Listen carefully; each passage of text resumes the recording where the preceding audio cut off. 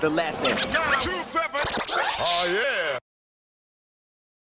You know, you mentioned the impact of dudes like Stain, J Red, you know, Kuya. J Red's a big one for me because you got to remember I was living in Melbourne when I got into scratching and turntablism, you know, and like he was the first dude that like I kind of approached and was like talking to about the way I was practicing and the way I was going about it, and all that kind of thing, and he's kind of someone that I kind of modeled myself on in a way of kind of like the way he started, a very scratch heavy, very aggressive scratching, and the way that he was going about it. Also, the thing with J Red is that he was very fucking insane. I don't want to sound like I'm fucking trying to blow smoke up his ass.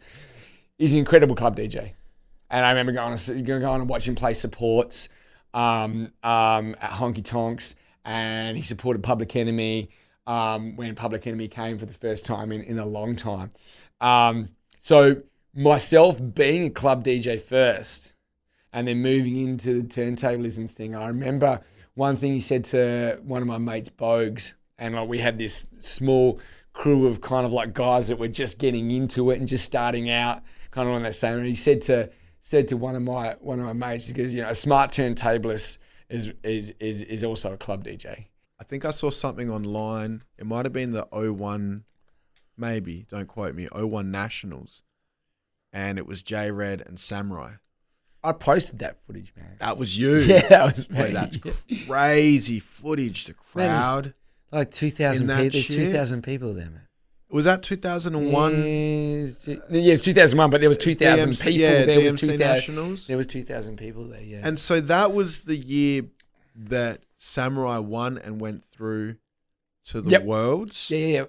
Yeah. Now, when I've spoken to people about, you know, that period of the DMCs, I didn't even know turntables then. Anyway, but keep going. there was like that. There was a whole like Melbourne, Sydney, sort of thing going on. And that's a funny thing. Like this Melbourne fucking Sydney thing going on. Like, you know, and over here in Adelaide, we're just like fuck them all. Like, and that's you know, that chip on the shoulder, you know, kind of attitude that Stain's got. You know what I mean? Like, we're rocking up to battles and they're going, you're Sydney, Melbourne. We're just like, how about you both get fucked? You know what I mean? Like, we don't have ties with anyone, you know?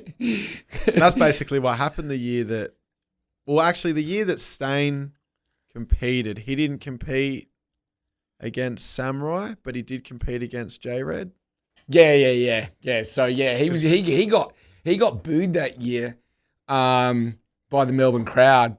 I was there, and I remember just like this guy called out, like you're talking about J Red at the time was the DJ for Lyrical Commission, you know, the biggest underground Australian hip hop crew at the time. You know, that album was groundbreaking on so many levels. And, you know, the prince of Melbourne turntablism. And you know, at the time, like, you know, like the Hilltop Hoods were supported the Australian com, and the calling had just dropped. I'm sitting in the crowd, you know, the Hoods had just performed, and they announced Stain as the winner. You know, I'm like, fucking man, am I living in the wrong state? Like, should I, why the fuck did I move here? But yeah, I mean, he got booed that night. Like, he called out, and I'm like, here's this dude, man, like just calling out J Red in his hometown, you know, and getting booed. And I would like, it was, man, the most mesmerizing thing. Like, I'm just standing there just going, man, this guy fucking doesn't take any shit, man. And he won that year, didn't he? Yeah, that was the first time that was that the he first won. time he won. They went back to back to back. Yeah. And was that a convincing win in your eyes? Oh, man, yeah. Yes, most definitely. Yeah. I mean, J Red came third. Fnatic came second. So, yeah, every time he won, it was pretty convincing. The lesson. Oh yeah.